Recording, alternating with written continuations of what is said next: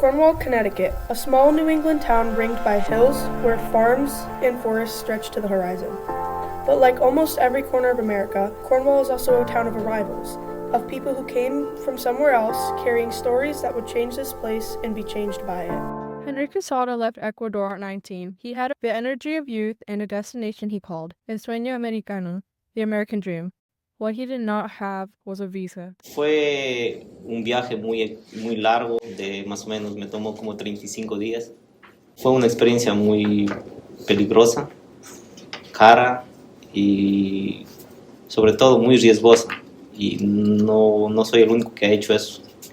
Conozco gente que no ha avanzado a llegar. Celeste Barbosa's crossing was different. A plain, a legal visa, a father who arrived first to prepare the way, but coming to America at 18 is still leaving everything behind. I wasn't really happy about moving here, especially because I was a teenager, so it was giving up on my friends and my studies at that time because I moved to a country that I had a different language that I didn't know how to speak English at the time. Richard Schlesinger, a retired CBS News correspondent, grew up hearing a different kind of immigration story, his mother's. My mother was born in Prague, in what was then Czechoslovakia, and left just ahead of the Nazis and fled to England and then to Toronto and then to Detroit and then to New York. She had 24 hours to pack, I think, either one or two suitcases. She had to decide what to bring with her. And she was a teenager at the time. And so can you imagine what that must have been like, trying to figure out what do I want to take, what do I leave behind forever? Cornwall has always been a town of immigrants. The Irish laborers who built the railroad in the 1800s, the English families who arrived generations ago, and more recently, a wave of Latin Americans' arrival who came for work. The immigrants that I've met here in Cornwall have been as hardworking and self-reliant as people that are here. So the people sort of move them, are able to get into participating in the town, doing things. So it's worked out well. In fact, for a while the town was actually declining in population, and since COVID there have been more people moving here, which has actually increased the school enrollment, has increased our amount of volunteers for the fire and ambulance. It's increased the amount of people that are able to provide work, services. Henry's son, Stephen, has thrived. His daughter, Stephanie, barely remembers any other home. Ahorita ya el próximo año se gradúa de la high school. Creo que va a ser el primero de nosotros que se va a ir a college. Eso estamos planeando. Y ahora Stephanie también, entonces ella está muy contenta. Ella no quiere saber de irse a otra escuela, quiere terminar aquí. Entonces, estamos muy bien. Celeste too put down roots, marrying, having a daughter, becoming a U.S. citizen, but it wasn't straightforward because she had turned 18 just before her father's work visa paperwork was filed. My whole family became legal and I didn't. So that was really tough for me. So it took me a few years to get my work in order.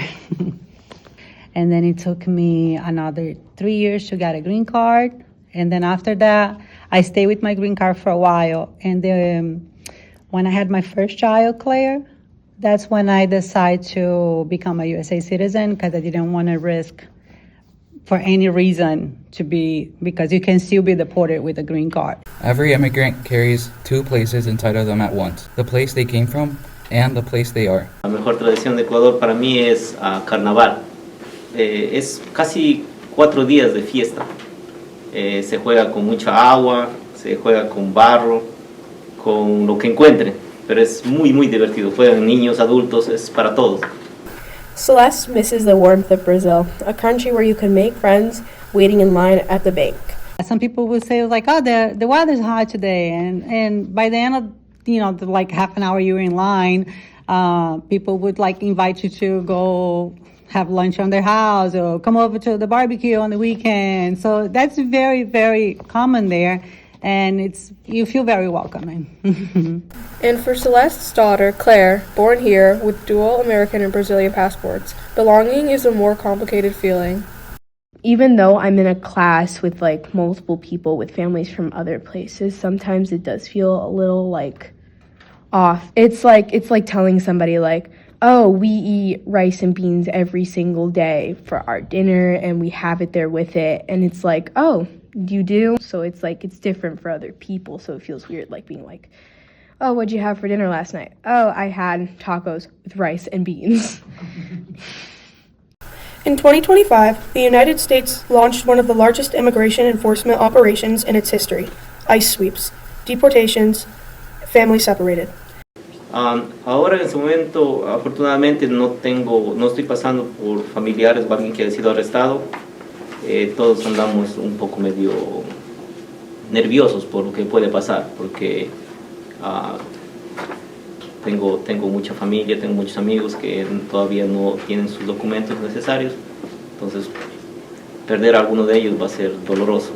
There's a bunch of changes being made in how innocent citizens are getting like deportated to Mexico or something like that, and like they're being taken from families, schools, and it's, in my perspective, I don't really see how that's a right thing. I would hope that the people in Washington, realize that this country has always been built by immigrants from all over the world, and that we get a sensible policy in place to let people who want to come here for the reasons I mentioned, that my family came here, whether it's for a job, for religious reasons, or because they just wanted to, they're having a hard time in the old country, that we work out some sensible policies to allow people to immigrate here and do the work that needs to be done here.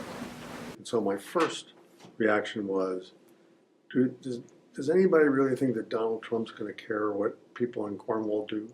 I thought that for a while, and then it occurred to me, this is part of, whether you agree with it or not, it's part of a much larger, quintessentially democratic exercise where people protest and express their disagreement with the government.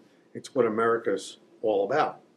I'd say I'm an immigrant to Cornwall because I moved here when I was 5 years old to go to school here.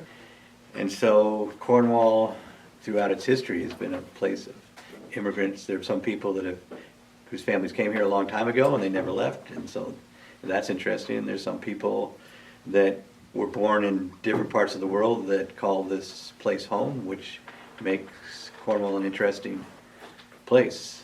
Lo que me encantaría para ella en un futuro es que siga sus sueños, que siga viviendo la vida que está viviendo, porque le encanta estar en esta área, en Cornwall.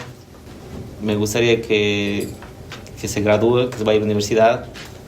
Eso es, para nosotros, para mí especialmente, es algo que no tiene opción. I don't want to risk for any reason because you can still be deported with a green card. So because I had a kid here, that's when I decided to become I became a USA citizen in 2012. If it's like a hard-working family or someone who came here to make better life or to have a fresh new start and get sent back, I think they should change that immediately. It shouldn't be right.